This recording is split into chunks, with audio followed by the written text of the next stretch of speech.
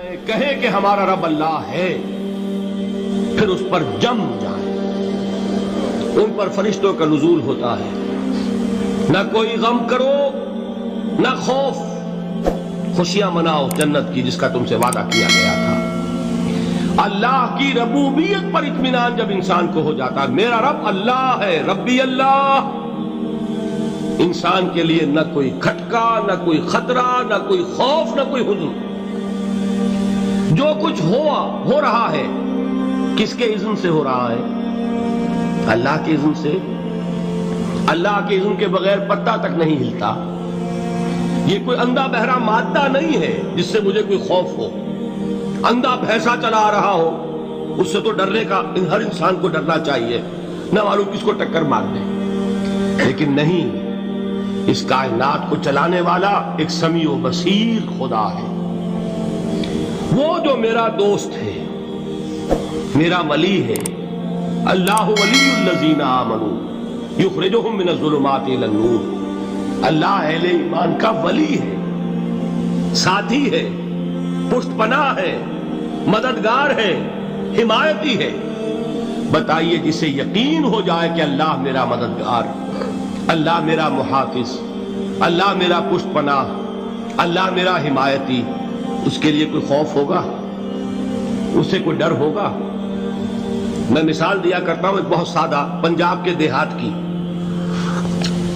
تو بڑا چودھری ہے اور کوئی غریب کسان ہے، اس غریب کسان کے جانوروں کو ہر وقت اندیشہ ہوگا چوری کا، کوئی میری بھینس کھول کر نہ لے جائے، کوئی میرا بیل کھول کر نہ لے جائے۔ لیکن جس کے بارے میں یہ سب کو معلوم ہو کہ وہ جو بڑا چودھری ہے وہ اس کا دوست ہے، اس کی بچیا کو کوئی خوف ہوگا؟ اس کی بھینس پر کوئی ہاتھ ڈالے گا؟ اسے کوئی اندیشہ ہوگا؟ نہیں۔ کیوں؟ کہ وہ بڑا چودھری، بڑا اس کا یہاں کا سردار، جاگیردار، سب کو معلوم ہے وہ میرا دوست ہے، کوئی میرے خلاف اقدام نہیں کر سکتا۔ اس دنیا میں یہ چھوٹی سی بات اگر آپ کے دلی اطمینان اور سکون کا باعث بن سکتی ہے تو ذرا تصور کیجئے۔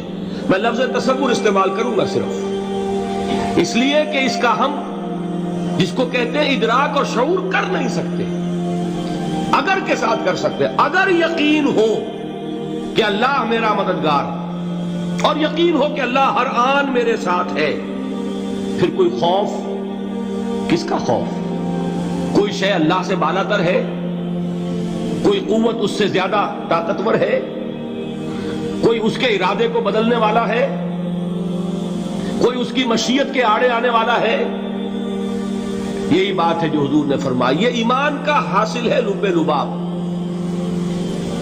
کہ دیکھو اچھی طرح اس بات کو ذہن نشین کر لو، اگر تمام انسان مل کر تمہیں کوئی نقصان پہنچانا چاہے نہیں پہنچا سکتے، مگر جو کچھ اللہ نے لکھ دیا ہو، اور تمام انسان مل کر تمہیں کوئی نفع پہنچانا چاہے نہیں پہنچا سکتے، مگر وہ شے جو اللہ نے طے کر دی۔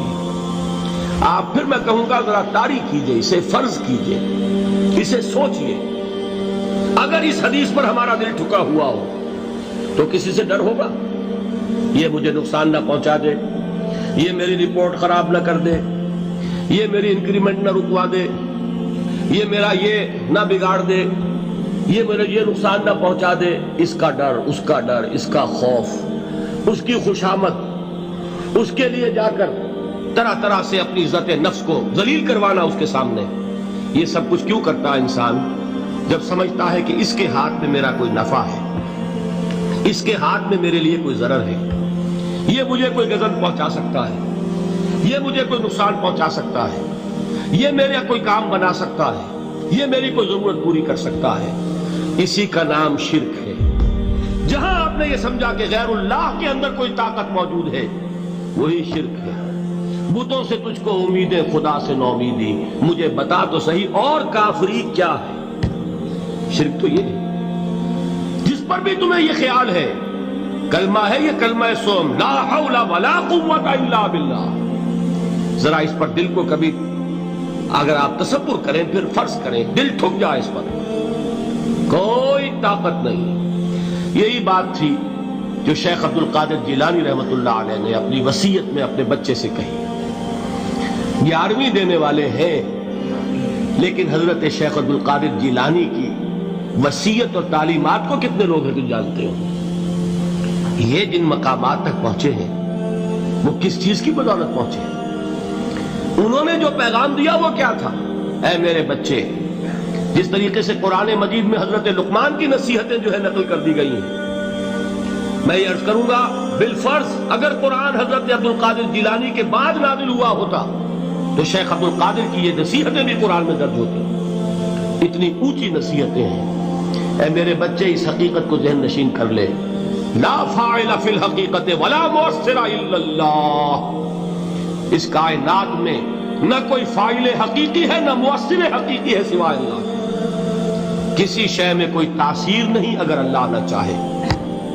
آگ جلا نہیں سکتی اگر اللہ نہ چاہے. پانی ڈبو نہیں سکتا اگر اللہ نہ چاہے. زہر ہلاک نہیں کر سکتا اگر اللہ نہ چاہے. کوئی چیز فائدہ نہیں پہنچا سکتی اگر اللہ نہ چاہے. تو در در پہ کیوں سر جھکاتے ہو؟ در در پر کیوں جبیں سائی کرتے ہو؟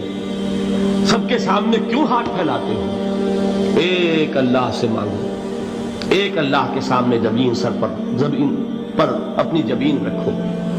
لا فاعل فی الحقیقت ولا مؤثر الا اللہ. نظر آتا ہے ہمیں کہ پانی پیاس بجھا دیتا ہے. پیاس بجھانے کی صلاحیت پانی میں نہیں ہے، اللہ کے اذن سے. کھانا بھوک مٹا دیتا ہے. بھوک مٹانے کی صلاحیت کھانے میں نہیں ہے، اذن رب میں. دیکھیے یہی یقین تھا. حضرت موسیٰ علیہ السلام کا واقعہ یاد کیجئے. سامنے سمندر آ گیا ہے. قوم دیکھتی ہے پیچھے کہ گرد و غبار کا طوفان ہے. معلوم ہوا کہ فرعون اپنے لشکر سمیت آ گیا. لشکر جب چلتا تھا تیز رفتاری کے ساتھ تو گرد و غبار کا جو طوفان اٹھتا تھا اس کا تصور کیجیے. اور لمحہ بلمحہ وہ قریب آ رہا ہے. پوری قوم نے کیا کہا؟ اے موسیٰ انا لمدرکون. اے موسیٰ ہم کو پکڑے گئے. قرآن مجید میں تو یہاں وہ باتیں نہیں لکھی ہے، لیکن تورات میں یہ درج ہے کہ بنی اسرائیل جھگڑنے لگے، دست و گریبان ہو گئے موسیٰ کے ساتھ. موسیٰ نے یہاں مروایا لا کر، اس سے تو ہم وہیں بہتر تھے. وہاں کھانے کو ملتا تھا، زندگی تو تھی. بیگار ہم کر رہے تھے، موت تو نہیں تھی. اب جو کچھ ہوگا اس کا تصور کرو، جس طریقے سے ہمارے ٹکڑے اڑائے جائیں گے. تو لڑ رہے ہیں حضرت موسیٰ علیہ السلام سے. یہ تورات کی تفصیل ہے. قرآن میں صرف اتنا آیا ہے، پریشان ہو کر انہوں نے کہا انا لمدرکون. موسیٰ ہم تو پکڑے گئے. اس وقت موسیٰ کا جواب کیا ہے؟ کلا ان معی ربی سیہدین. نہیں، میرے ساتھ میرا رب ہے، وہ راستہ دے گا. بتائیے کہاں راستہ نظر آ رہا ہے؟ یہ ہے ایمان بالغیب. راستہ نظر نہ آئے تب اللہ پر یقین ایمان ہے. جیب میں پیسے ہوں اور تب